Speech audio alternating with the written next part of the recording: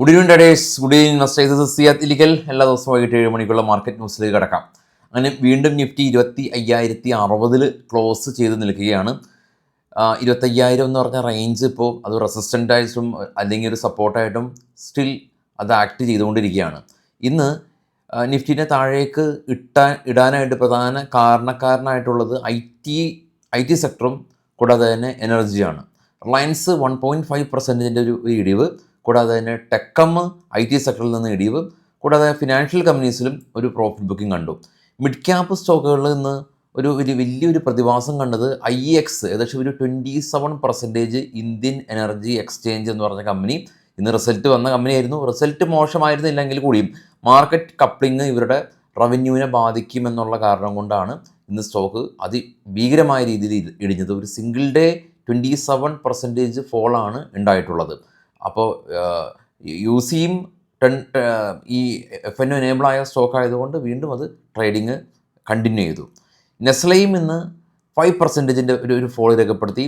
Eternal stock buying pressure still continue ചെയ്യുകയാണ്. കൂടാതെ തന്നെ പേടിഎമ്മും ഒരു 4% അടുത്ത് റാലി രേഖപ്പെടുത്തി. ഫോഴ്സ് മോട്ടേഴ്സും റാലി തുടരുകയാണ്.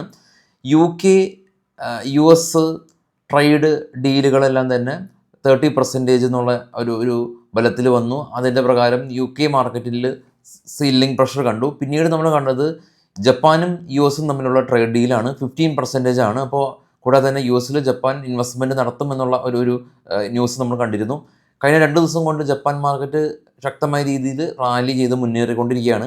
അപ്പോൾ അതിനിടയിൽ ഇന്ത്യയും UK തമ്മിൽ ഒരു ട്രേഡ് ഡീല് വന്നിട്ടുണ്ട്. ഇന്ത്യയും US ട്രേഡ് ഡീലാണ് എല്ലാ ആളുകളും ഉറ്റുനോക്കുന്നത്. പക്ഷേ സ്റ്റിൽ ഇന്ത്യയും UK ട്രേഡ് ഡീലിൽ ഈ ആൽക്കഹോളിൻ്റെ ഇമ്പോർട്ട് ഡ്യൂട്ടി ധാരണയായി. കൂടാതെ തന്നെ കാറിൻ്റെ ഇമ്പോർട്ട് ഡ്യൂട്ടി ധാരണയായിട്ടുണ്ട്. അപ്പോൾ UK ഇന്ത്യയും തമ്മിലുള്ള ആ ഒരു ട്രേഡ് ഡീല് സൈൻ ചെയ്തിട്ടുണ്ടെന്നുള്ളതാണ്.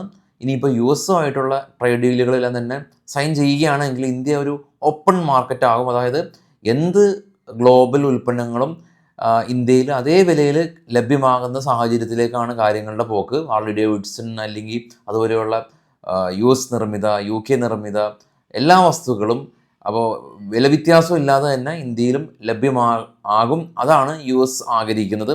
പക്ഷേ ഇന്ത്യക്ക് അത് അംഗീകരിക്കാൻ പറ്റുമോ എന്നുള്ളതാണ് നമ്മൾ ഉറ്റുനോക്കുന്നത്. ടെസ്ലയുടെ ഭാഗത്തുനിന്ന് ഉള്ളൊരു കടന്നുവരവിൽ നിലവിൽ ഇന്ത്യൻ EV കമ്പനികൾക്ക് വലിയ ഭീഷണി ടെസ്ല കാറുകൾ ഉണ്ടാക്കുന്നില്ല. കാരണം ടെസ്ല കാറുകൾ ഇന്ത്യയിൽ EV കാറുകൾ ഏകദേശം ഒരു 60 lakh എബോവ് ആണ് ഉള്ളത്. അപ്പോൾ ഇപ്പോഴുള്ള ഈവൻ പുതിയതായിട്ടുള്ള മഹേന്ദ്രയുടെ BS6 വാഹനം പോലും ഏകദേശം ഒരു 35 lakh വരുന്നുള്ളൂ. ടാറ്റയുടെ ആണെങ്കിലും അതിൽ താഴെയാണ് വരുന്നുള്ളൂ. അപ്പോൾ 60 lakh കാറുകളായിട്ട് മത്സരം പ്രീമിയം കാറുകൾക്ക് മാത്രമാണ് ഉണ്ടാവുകയുള്ളൂ. അപ്പോൾ അതുകൊണ്ട് ഓട്ടോ സെക്ടറിൽ നിന്നും ടെസ്ലയുടെ കടന്നൊരു പ്രശ്നമാകില്ല. സെയിം ടൈം സ്റ്റാർലിങ്കിൻ്റെ കടന്നുവരവ് ഇനിയിപ്പോൾ ഈ ടെലികോം മേഖലകളിൽ പ്രശ്നമുണ്ടാകുമോ എന്നുള്ളതാണ്. സ്റ്റാർലിങ്കും അതുപോലെ തന്നെ മന്ത്ലി പാക്കേജ് 5,000 എബോവ് പാക്കേജുകളുള്ള പ്രത്യേക ടൈപ്പ് കണക്ഷനാണ്. അതും നിലവിലുള്ള ഈ ഒരു നമ്മളുടെ ടെലികോം കമ്പനീസിന് അത് ഒരു പ്രശ്നമാകില്ല. പക്ഷേ ഈ ഒരു ട്രേഡ് ഡീല് വഴി എല്ലാ ഉൽപ്പന്നങ്ങളും ഇന്ത്യയിൽ താരിഫ് ഇല്ലാതെ വരുന്ന സമയത്താണ് നമുക്കത് സാമ്പത്തികപരമായിട്ട് അത് പ്രശ്നത്തിലേക്ക് വരുന്നത്. ഇനി കുറച്ച് സ്റ്റോക്കുകളുടെ വാർത്തകളിലേക്ക് നമുക്ക് പോകാം. അതിനു മുമ്പ് ഇന്നത്തെ നിഫ്റ്റിയുടെ top gainers Eternal, Tata motors, doctor Reddy, Grasim, Cipla തുടങ്ങിയ കമ്പനീസ് ആയിരുന്നു. നെസ്ലെ കാണാം 5% ഇടിവ്, Trent 3.83%, Shriram finance 3.313, TechM 3%, Reliance 1.52%. അപ്പോൾ ഈ ഒരു Q1 പ്രഖ്യാപനത്തിന് ശേഷം ഇപ്പോൾ റിലയൻസ് ആദ്യ ദിവസം 3% ഇടിഞ്ഞു. പിന്നീട് ഒരു 1.1% കയറി. വീണ്ടും റിലയൻസ് 1.5% ഒരു ഇടിവാണ് ഇപ്പോൾ റിലയൻസ് ഉണ്ടാക്കിയിട്ടുള്ളത്. അപ്പോൾ ഇനി കുറച്ച് സ്റ്റോക്കുകളുടെ വാർത്തകളിലേക്ക് പോകാം. ഇത് ബൈസൽ റെക്കമെൻഡേഷൻ അല്ല, മാർക്കറ്റിലുള്ള സ്റ്റോക്കുകളുടെ വാർത്തകൾ നിങ്ങളായിട്ട് പങ്കുവെക്കുന്നു എന്നുള്ളതാണ്. ആദ്യം ഉള്ളത് സൂര്യോദയ സ്മോൾ ഫിനാൻസ് ബാങ്കാണ്. 70 കോടി രൂപയിൽ നിന്ന് 35 കോടി രൂപയിലേക്ക് പ്രോഫിറ്റ് ഉയർത്തിയിട്ടുണ്ട്. ടാൻല പ്ലാറ്റ്ഫോം 140 നിന്ന് 118 കോടി രൂപയിലേക്ക് പ്രോഫിറ്റ് ഉയർത്തി. സംഭവ് സ്റ്റീൽ കമ്പനി 24 കോടി രൂപയിൽ നിന്ന് 33 കോടി രൂപയിലേക്ക് പ്രോഫിറ്റ് ഉയർത്തി. ഫോണിക്സ് മിൽസ് കമ്പനി, മാളുകളാണ് പ്രധാനമായിട്ടും ഫോണിക്സ് മിൽസ് ചെയ്യുന്നത്, കൺസ്ട്രക്ഷൻ, 230 കോടി രൂപയിൽ നിന്ന് 240 കോടി രൂപയിലേക്ക് പ്രോഫിറ്റ് ഉയർത്തി. ആനന്ദ് രാജ് കമ്പനി 91 കോടി രൂപയിൽ നിന്ന് 126 കോടി രൂപയിലേക്ക് പ്രോഫിറ്റ് ഉയർത്തിയിട്ടുണ്ട്. ട്രൈഡൻറ്റ് കമ്പനി മികച്ച പ്രോഫിറ്റ് ആയിരുന്നു. 73 കോടി രൂപയിൽ നിന്ന് 140 കോടി രൂപയിലേക്ക് പ്രോഫിറ്റ് ഉയർത്തി. IEX പ്രോഫിറ്റ് നോക്കുകയാണെങ്കിൽ 96 കോടി രൂപയിൽ നിന്ന് 120 കോടി രൂപയിലേക്ക് പ്രോഫിറ്റ് ഉയർത്തിയിട്ടുണ്ടായിരുന്നു. സെയിൻറ്റ് കമ്പനി 170 നിന്ന് 154 കോടി രൂപയിലേക്ക് പ്രോഫിറ്റ് കുറഞ്ഞു. UTI AMC കമ്പനി 185 നിന്ന് 216 കോടി രൂപയിലേക്ക് പ്രോഫിറ്റ് ഉയർത്തി. ഏതർ ഇൻഡസ്ട്രീസ് 30 കോടി രൂപയിൽ നിന്ന് 47 കോടി രൂപയിലേക്ക് പ്രോഫിറ്റ് ഉയർത്തി. REC കമ്പനി 3442 നിന്ന് 4450 കോടി രൂപയിലേക്ക് പ്രോഫിറ്റ് ഉയർത്തി. തത്വദിഞ്ചൽ ഫാർമ കമ്പനി 5 കോടി രൂപയിൽ നിന്ന് 6 കോടി രൂപയിലേക്ക് പ്രോഫിറ്റ് ഉയർത്തി. ബജാജ് ഫിനാൻസ് 3912 കോടി രൂപയിൽ നിന്ന് 4700 കോടി രൂപയിലേക്ക് പ്രോഫിറ്റ് ഉയർത്തി. SBI ലൈഫ് നെറ്റ് പ്രോഫിറ്റ് 14% ഉയർന്ന് 544 കോടി രൂപ പ്രോഫിറ്റ് ആയിട്ടുണ്ട്. APL അപ്പോളോ ട്യൂബ് 190 നിന്ന് 240 കോടി രൂപയിലേക്ക് പ്രോഫിറ്റ് ഉയർത്തി. കരൂർ വൈശ്യ ബാങ്ക് 450 നിന്ന് 520 കോടി രൂപയിലേക്ക് പ്രോഫിറ്റ് ഉയർത്തി. കൊറോമൻഡൽ ഇൻ്റർനാഷണൽ കമ്പനി 310 നിന്ന് 505 കോടി രൂപയിലേക്ക് പ്രോഫിറ്റ് ഉയർത്തിയിട്ടുണ്ട്. അജ്മീറ റിയാലിറ്റി 31 കോടി രൂപയിൽ നിന്ന് 38 കോടി രൂപയിലേക്ക് പ്രോഫിറ്റ് ഉയർത്തി. വിമാർട്ട് 12 കോടി രൂപയിൽ നിന്ന് 33 കോടി രൂപയിലേക്ക് പ്രോഫിറ്റ് ഉയർത്തി.